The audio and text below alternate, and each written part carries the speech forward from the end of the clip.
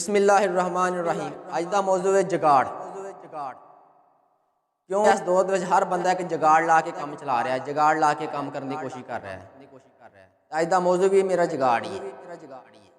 जगाड़ का मतलब है धक्का लाना, वक्त पास करना।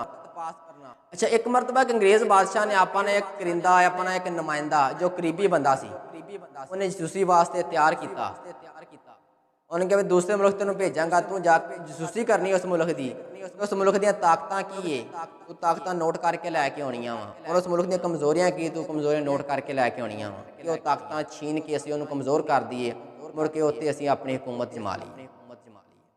दोस्तों, इस तरह ही होए भी जिस मुल्क उन्हें जसूसी करने वास्ते जाना सी ना, उस मुल्क का जहाज़ उस अंग्रेज़ मुल्क दे विच भी आउंदा सी। चंद दिनों तो बाद जहाज़ अंग्रेज़ मुल्क च आया कि उत्थे एयरपोर्ट पर उतरिया। जो वापस जान लगा अंग्रेज़ भी उस जहाज़ च बैठ गया। जो जहाज़ वापस उड़िया, उत्थों उड़न तो बाद जो जहाज़ उस मुल्क च पहुँचा जिथे पहुँचना सी जसूस ने, जहाज़ लैंड करन लगा, जहाज़ उतरन लगा तो जहाज़ के व्हील टायर ना खुलन। पायलट ने आवाज़ दी, जहाज़ के टायर व्हील नहीं खुलन डे, बड़ी खतरे की अलामत है, अपनी अपनी हिफाजत कर लो। और जिन्ने से जहाज़ मुसाफर बैठे सारे रोन पिटन लग पे, हैरान परेशान। तो सारे रोन लग पे। ठीक मिनट दो गुजरे तो एक आवाज़ है, उन्होंने कहा भी टेंशन ना लवो, कोई जगाड़ लाने।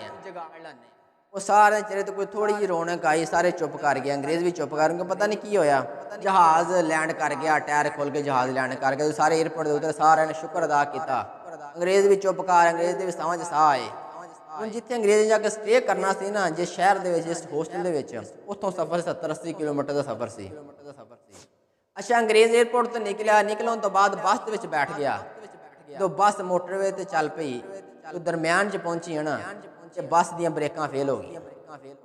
ड्राइवर ने आवाज़ दी गल है भी बस दियां हो गई ब्रेकां फेल, इस वक्त भी हादसा हो सकता है, जानी नुकसान हो सकता है, तुसीं अपनी अपनी हिफाजत कर लो। सारे चीको पकार बाद च हो गई, सारे रोन लग पे, पिटन लग पे। अंग्रेज़ भी हैरान परेशान हो गया, की होगा की नहीं होगा। वो एक मिनट गुरिया, फिर आवाज़ दी कोई गल नहीं, टेंशन ना लवो, पता है कोई एडी गल नहीं, कोई जुगाड़ लाने, ब्रेक ठीक हो गई, वो मंजिल मकसूद तक पहुँच गए।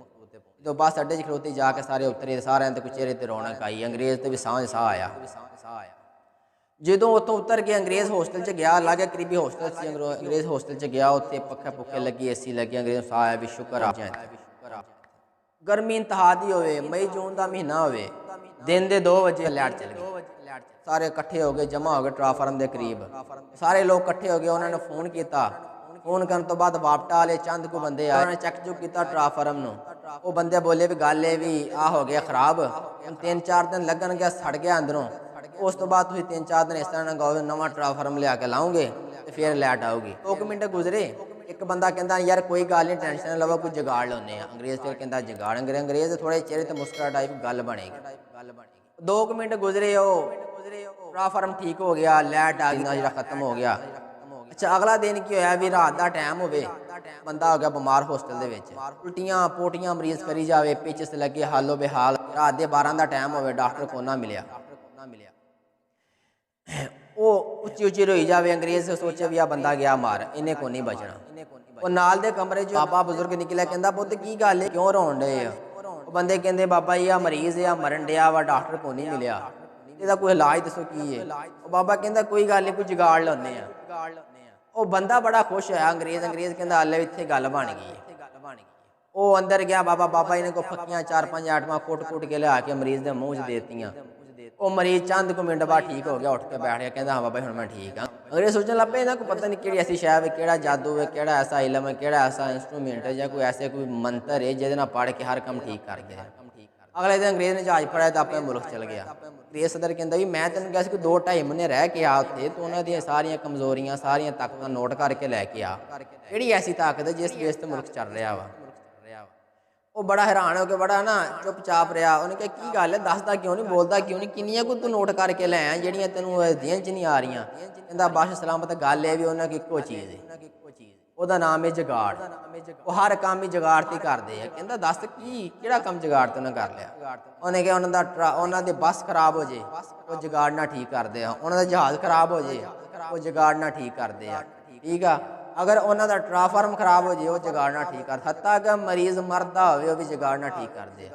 अंग्रेज़ सुन के बड़ा ही मुतासर होया, उनका पता नहीं इस मुल्क को केड़ी ऐसी चीज़ आ गई, केड़ा ऐसा मंत्र है, या कोई ऐसा जादू है, या कोई ऐसा कोई जिन है ਜਾਂ ਕੋਈ ਐਸਾ ਇੰਸਟਰੂਮੈਂਟ ਹੈ ਜਿਹੜੀ ਸ਼ਾਇਦ ਜਿੱਥੇ ਲਾਉਂਦੇ ਆ ਉਹ ਠੀਕ ਹੋ ਜਾਂਦੇ। ਜੁਗਾੜ ਕਿਹੜੀ ਐਸੀ ਸ਼ੈ ਆ। ਅੰਗਰੇਜ਼ ਨੇ ਕੀਤਾ ਫੋਨ ਉਸ ਮੁਲਕ ਦੇ ਸਦਰ ਨੂੰ, ਉਹਨੇ ਕਿਹਾ ਵੀ ਗੱਲ ਹੈ ਵੀ ਅਸੀਂ ਤੁਹਾਡੇ ਕੋਲ ਜੁਗਾੜ ਲੈਣਾ ਚਾਹੁੰਦੇ ਹਾਂ, ਅਗਰ ਤੁਸੀਂ ਜਿਹੜੀ ਕੀਮਤ ਮੰਗੋਗੇ ਮੂੰਹ ਮੰਗੀ ਮੰਗੋਗੇ ਤਾਂ ਮੂੰਹ ਮੰਗੀ ਦੇਣ ਨੂੰ ਤਿਆਰ ਹਾਂ, ਸਾਨੂੰ ਜੁਗਾੜ ਦੇ ਦਿਓ। ਉਹ ਬਾਦਸ਼ਾਹ ਚੁੱਪ ਕਰ ਰਿਹਾ। ਅੰਗਰੇਜ਼ ਕਹਿੰਦਾ ਜਨਾਬ ਦੱਸੋ ਇੰਨੀ ਕੀਮਤ ਇਹਦਾ ਕੀ ਹਦੀਆ ਵਾ ਹੈ, ਸਾਨੂੰ ਅਸੀਂ ਤੁਹਾਨੂੰ ਦੇਣ ਨੂੰ ਤਿਆਰ ਹਾਂ, ਹਰ ਚੀਜ਼ ਦੇਣ ਨੂੰ ਤਿਆਰ, ਸਾਨੂੰ ਜੁਗਾੜ ਦੇ ਦਿਓ ਜਿਹੜਾ ਤੁਹਾਡੇ ਕੋਲ ਹੈਗਾ। ਉਹ ਬਾਦਸ਼ਾਹ ਕਹਿੰਦਾ ਵਾਹ ਜੀ ਵਾਹ, ਮੈਂ ਤੈਨੂੰ ਜੁਗਾੜ ਦੇ ਕੇ ਕਿੱਥੇ ਜਾਣਾ। ਅੰਗਰੇਜ਼ ਕਹਿੰਦਾ ਕੀ ਗੱਲ ਹੋਈ, ਤੂੰ ਕਿੱਥੇ ਜਾਣਾ।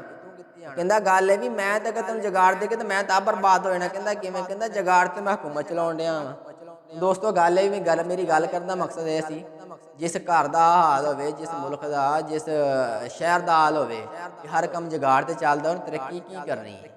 ਕੋਈ ਤਰੱਕੀ ਨਹੀਂ ਕਰਦਾ, ਟਾਈਮ ਪਾਸ ਕਰਨ ਵਾਲੀ ਗੱਲ ਹੈ। ਇਹ ਗੱਲ ਹੈ ਵੀ ਸਾਡਾ ਮੁਲਕ ਵੀ, ਸਾਡਾ ਤਲੀਮ ਦਾ ਨਿਜ਼ਾਮ ਵੀ ਇਹੀ ਚੀਜ਼ ਹੈ, ਜੁਗਾੜ ਤੇ ਚੱਲ ਰਿਹਾ। ਅਸੀਂ ਸਾਰਾ ਸਾਲ ਪੜ੍ਹਦੇ ਕੋਈ ਨਹੀਂ, ਇੱਕ ਦਿਨ ਆਉਂਦੇ ਕੋਈ 4 ਦਿਨ ਰਹਿੰਦੇ ਹੁੰਦੇ ਪੇਪਰਾਂ 'ਚ, ਅਸੀਂ ਪੜ੍ਹਦੇ ਕਿਤਾਬ, ਸਰ ਜੀ ਮਾਸਟਰ ਜੀ ਮਾਸਟਰ ਜੀ ਮਾਸਟਰ ਜੀ ਉਸਤਾਦ ਜੀ ਸਾਨੂੰ ਹੁਣ ਇਸ ਤਰ੍ਹਾਂ ਕਰੋ ਕਿ ਇਹਦੇ ਨਾ ਗੈਸ ਲਾ ਦਿਓ।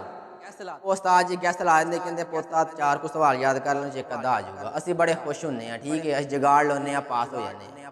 ਸਾਡਾ ਤਲੀਮ ਦਾ ਨਿਜ਼ਾਮ ਵੀ ਜੁਗਾੜ ਤੇ ਆ, ਬੱਚੇ ਵੀ ਜੁਗਾੜ ਤੇ ਆ, ਠੀਕ ਹੈ, ਅਸੀਂ ਜ਼ਿੰਦਗੀ ਵੀ ਜੁਗਾੜ ਤੇ ਚਲਾ ਰਹੇ ਹਾਂ, ਜ਼ਿੰਦਗੀ ਨੂੰ ਵੀ ਧੱਕਾ ਹੀ ਲਗਾ ਰਹੇ ਹਾਂ। ਸਾਡਾ ਕੋਈ ਮਨਸੂਬਾ ਕੋਈ ਨਹੀਂ, ਸਾਡੀ ਕੋਈ ਮੰਜ਼ਿਲ ਕੋਈ ਨਹੀਂ, ਠੀਕ ਹੈ, ਸਾਡਾ ਕੋਈ ਗੋਲ ਕੋਈ ਨਹੀਂ। ਦੋਸਤੋ ਗੱਲ ਇਹ ਵੀ ਜਿਹੜੇ ਲੋਕ ਨਾ ਬਗੈਰ ਮੰਜ਼ਿਲ ਤੋਂ, ਬਗੈਰ ਗੋਲ ਤੋਂ ਕੰਮ ਸ਼ੁਰੂ ਕਰ ਲੈਂਦੇ, ਉਹ ਲੋਕ ਤਰੱਕੀ ਨਹੀਂ ਕਰਦੇ। ਉਹ ਇੱਕ ਅਵਾਰਾਗਰਦ ਦੀ ਤਰ੍ਹਾਂ ਹੁੰਦੇ ਆ, ਠੀਕ ਹੈ। ਉਹਨਾਂ ਲੋਕਾਂ ਦੀ ਮਿਸਾਲ ਇੱਕ ਅਵਾਰਾਗਰਦ ਹੈ। ਅਵਾਰਾਗਰਦ 'ਚ ਮੁਸਾਫਰ 'ਚ ਫ਼ਰਕ ਸਿਰਫ ਇੰਨਾ ਹੀ ਹੈ, ਅਵਾਰਾਗਰਦ ਘੁੰਮਦਾ ਹੈ, ਮੁਸਾਫਰ ਸਫ਼ਰ ਕਰਦਾ ਹੈ।